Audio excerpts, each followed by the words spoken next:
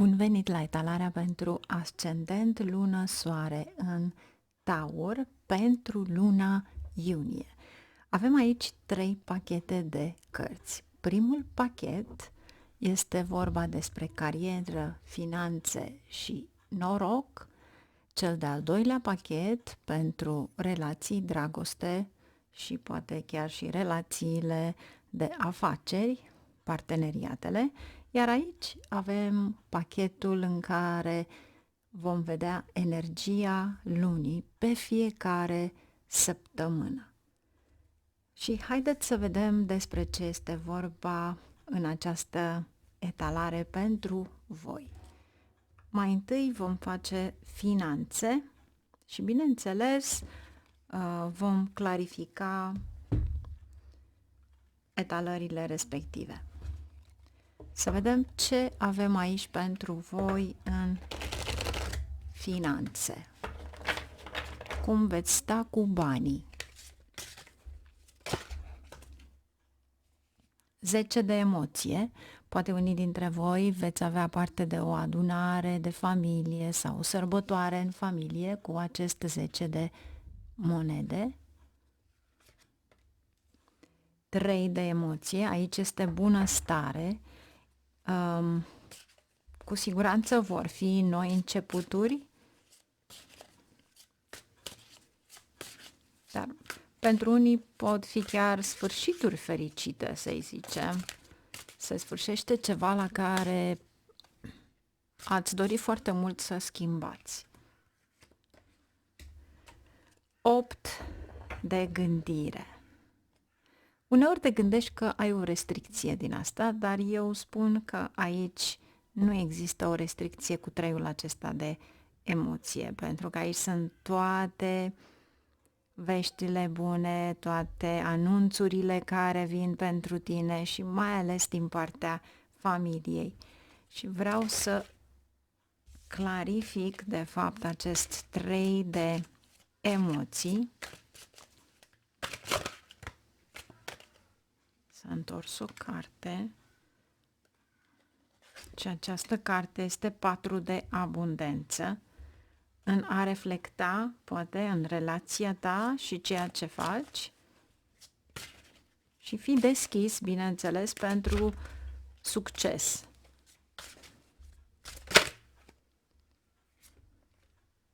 Zece de gândire și mesagerul de acțiune. Deci, în primul rând aici gândirea și ceea ce vreți ca să faceți vă spune de fapt să nu deviați de la drumul pe care îl aveți în activitatea voastră. Orice este în planul sau mai bine zis dorința voastră de a face ceva. Posibil să fie activitatea intensă la locul de muncă, poate fi de fapt ceva la care vă gândiți de foarte mult să o faceți, poate unii dintre voi chiar o faceți în internet, dar cu siguranță mesagerul de acțiune vă spune de fapt că este momentul în care voi trebuie să acționați. Și ceea ce se vede aici cu 4-ul acesta de abundență și 3-ul pe care îl aveți de emoție, vă spune de fapt că este o creștere financiară și că sunt noi surse de venit. Deci, probabil să crească veniturile, să vă extindeți rapid în carieră, dar cu condiția de a vă concentra pe ceea ce vreți voi să faceți, pentru că mesagerul de acțiune vă spune să o faceți acum când este timpul. Și cu siguranță veți avea aici un mare succes. Fii deschis, ai curaj, pentru că vei putea să ajungi acolo unde îți dorești. Și 10 de emoții, cei de lângă tine stau întotdeauna lângă tine și te vor ajuta. Și vei celebra, de fapt, vei sărbători acest lucru. Deci este o oportunitate nouă și noi oportunități se deschid în calea ta pentru acest 4 de abundență. Vom merge mai departe cu cealaltă etalare pentru relații. Vom face etalarea respectivă tot aici, după care vom strânge cărțile pentru a face etalarea propriu-zisă pe săptămâni. Să vedem ce avem aici în relații, fie sunt parteneriate, fie relații de dragoste, relații conjugale.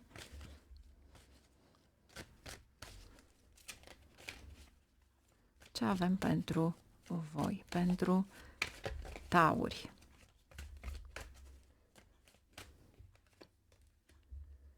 Factori religioși se opun la ceva. Wow! Deci, pentru unii dintre voi să știți că vor apare schimbări dramatice în problemele familiale, pentru că aveți decepția. Cineva poartă o mască falsă. Pentru unii dintre voi, factorii religioși, poate fi vorba despre cineva care este total diferit de cultura ta. Ce ar trebui să știi? Fii optimist și asta înseamnă că relația voastră necesită o gestionare atentă, să-i spunem, pentru a menține armonia în cuplu. Iar cei care poate vă gândiți la cineva nou, înseamnă să te dăruiești, înseamnă să fii acolo pentru persoana respectivă.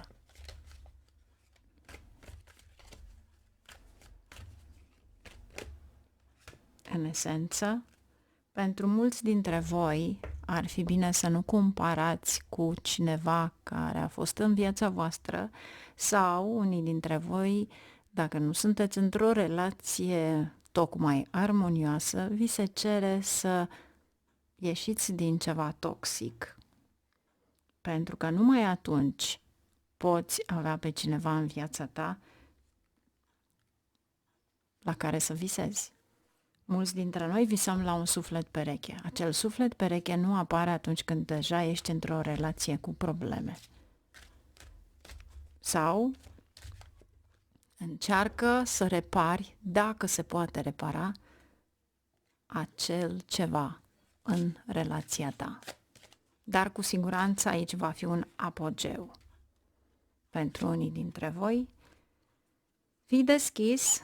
Vedeți, atunci când ieșiți din ceva toxic, vă spune să fii deschis pentru că e posibil ca sufletul pereche să difere total de ceea ce aștepți tu și este posibil chiar să fie ceva pentru totdeauna.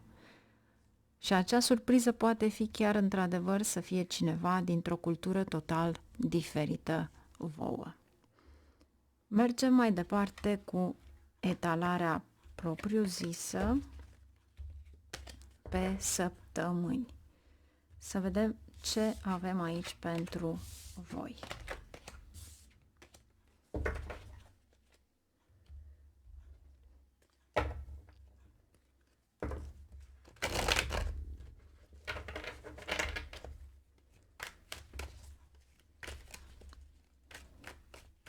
Ce avem pentru Taur? Ce ar trebui să știe taurii?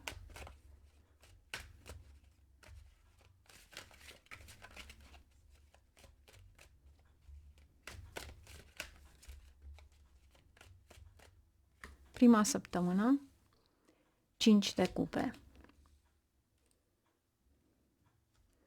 Cavalerul de bute, a doua săptămână, a treia săptămână nebunul și a patra săptămână pajul de cupe. Iar aici avem ceva la care vă gândiți foarte mult să schimbați în viața voastră, dar parcă nu ați găsit ideea, să-i spunem. Ce ar trebui să știm, de fapt? Cinciul de cupe. E ceva la care trebuie să-ți schimbi stilul de viață, după câte se vede. Și în același timp îți spune să alegi oportunitățile cu înțelepciune. Nu contează că ai aceste 3 cupe goale, contează cele 2 care sunt în spatele tău. Fii atent cum comunici cu cei din jur, fie la lucru, fie cu cei din casă, familia, cei dragi, pentru că acest lucru îți va aduce mai departe un suport, să-i zicem, din partea celorlalți. Și tot aici vedeți că puteți să planificați ceva mai departe. Deci în prima săptămână aș spune, aveți atât de mult de lucru încât nu aveți timp să plângeți, aveți prea mult de lucru. Sunteți atât de puternici încât veți spune, voi plânge altă dată sau o păstrez pentru mai târziu, peste câțiva ani, pentru că eu acum am foarte mult de lucru. Și asta este foarte bine aici, pentru că aici scopul tău este acest drapel. Drapelul acesta tu trebuie să-l iei. Este să-ți recapeți în același moment ceea ce ai pierdut și puterea ta. Sau postul tău. Și vei lupta pentru asta. Nu te plângi dacă nu ai o relație bună, nu te plângi dacă nu gestionezi, nu poți gestiona ceva financiar care parcă ți-a fugit de sub picioare, dar asta înseamnă că te vei concentra să câștigi. Turnul și 5 de spade. Ce am spus un pic mai înainte. Dacă este o mare schimbare în viața ta, fie locul de muncă, fie schimbarea casei, ceva la care tu știi că nu te-ai așteptat, acest ceva de fapt îți dă un viitor apropiat. Ceva frumos, pentru că până la sfârșitul lunii voi aveți deja schimbări extraordinar de mari. Iată că avem și veștile bune. Luați-o ca pe o mică vacanță în prima săptămână, pentru că a doua săptămână veți călători și veți avea și vești din exterior. Ceea ce înseamnă că începi să îți revii. Nebunul, soarele. Ceea ce îți dorești se împlinește. Nebunul. Nu este neapărat riscul de a face ceva, dar posibil pentru unii dintre voi chiar să găsiți un loc extraordinar unde să vă schimbați jobul, poate. Sau, cu alte cuvinte, pentru unii dintre voi, atunci veți străluci. Adevărata strălucire se va vedea în a 3-a săptămână.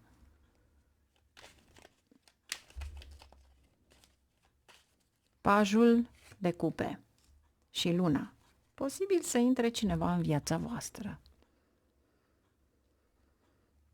Vedeți voi, luna are de-a face cu călătoriile, dar în același timp vă spune că e posibil ca persoana respectivă să nu fie tocmai ceea ce tu crezi. De aceea ar fi bine să fii cât mai aproape de persoana respectivă pentru a înțelege cine este cu adevărat. Luna de obicei este asociată cu o altă carte malefică ca o minciună. Aici nu este cazul, dar este ceva la care tu nu cunoști. 6 de cupe. Interesant, 6 de cupe ne dă imaginea unei vieți anterioare. Posibil să apară cineva în viața ta, fie a fost din trecutul apropiat care a dorit să aibă o relație cu tine, fie într-adevăr este din copilăria ta. Și este ceva neașteptat. Iar aici aveți un 6 de spade, o tranziție, o vindecare sau poate chiar o relocare. Haideți să vedem 5-ul acesta de spade și turnul.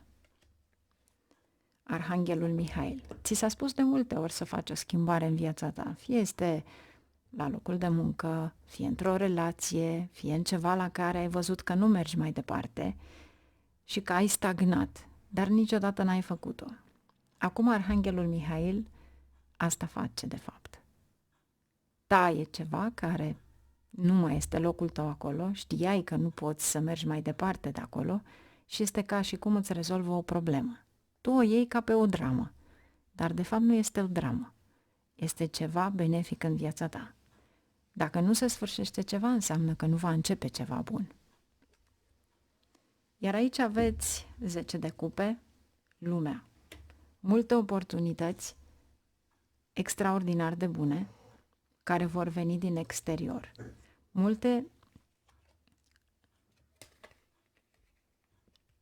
Deci nu mai există multe surse de venit, care din nou este ca o deschidere de noi canale de surse de venit. Aici sunt creșteri ale veniturilor voastre. Aici se extinde rapid cariera voastră. Dar ce vi se spune? Fii pe acest drum. Steaua îți spune să fii determinat și să te ții, să nu deviezi. Ia uitați cine este aici. Eremitul. Nu devia. Caută, cercetează și ai să vezi că totul va fi extraordinar de bine. Iar acest cavaler de monede nu va aduce banii instant, dar vi aduce pe o perioadă lungă. Și nu este doar o sumă mică, ci este un 10 de monede. Transform totul, fie dacă, știu eu, vinzi ceva sau faci cursuri, le transform totul în ceva ca o bucurie cu acest nebun, ca o joacă de copii. Aici este strălucirea voastră.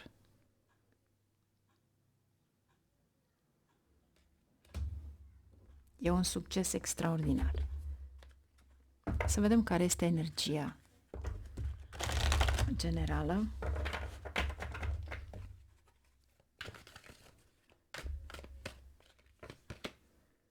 Patru de iarnă. Ar fi bine să te odihnești. Este exact valabil pentru prima săptămână a lui iunie. După o odihnă și după o claritate, o gândire clară, să vedem ce ai. Prințesa de iarnă. Ești realist, realistă și asta înseamnă că vei trece peste orice dificultate. Pentru că experiența vieții te va ajuta să mergi mai departe. Este extraordinar de frumos mesajul. Numai bine, la revedere! Sper să lăsați un like sau poate share sau poate chiar vă abonați, subscribe. Aștept comentariile voastre. La revedere!